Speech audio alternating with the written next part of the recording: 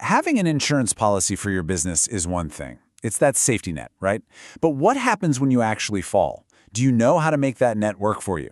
Today, we're going to break down the entire insurance claim process, step by step, from the moment things go sideways to the moment you get that resolution. Okay, let's just jump right in. The worst-case scenario plays out. There's been an accident, an injury, some kind of damage. Your heart starts pounding. That panic starts to set in. So what do? What's the very first move you should make? That one moment can literally change everything.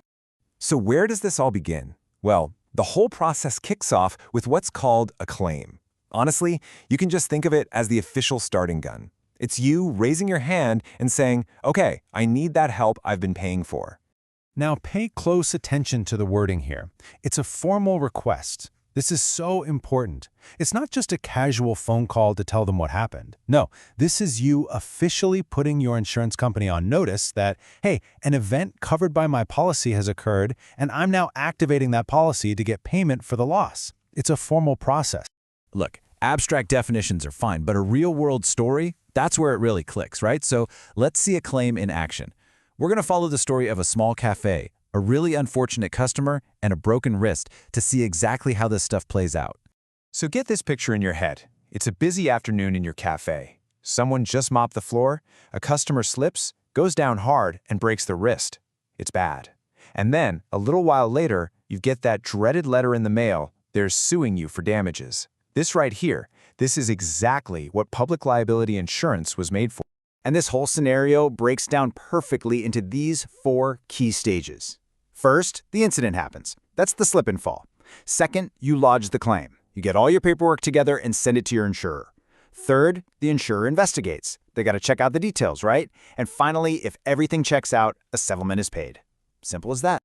So, that lawsuit, it hits you with a bill for $30,000. For a small business, a number like that isn't just an inconvenience. It can be absolutely catastrophic. We're talking about a blow that could potentially shut your doors for good.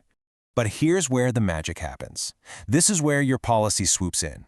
After their investigation, your insurer's legal team gets involved. They negotiate and they agree on a final settlement of $25 grand. And the best part? That entire amount is paid directly by the insurer. That huge weight is just lifted off your shoulders.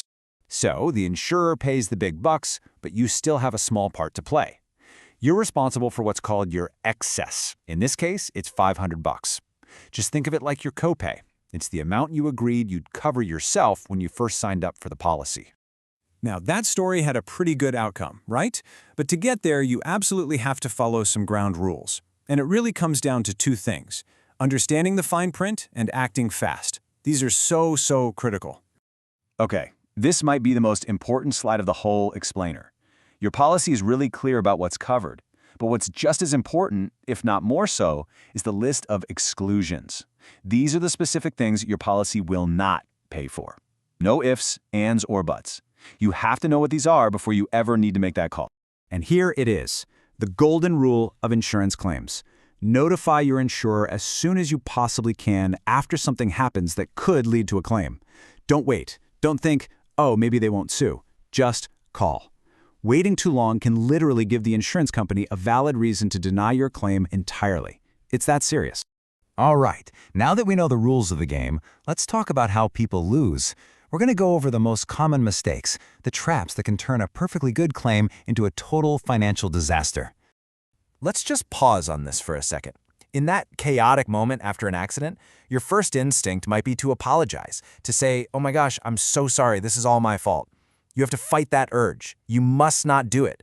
Admitting liability on the spot can completely wreck your coverage. It's the insurer's job to figure out who's at fault, not yours. So let's just recap these 4 big traps to avoid. Number 1, reporting way too late.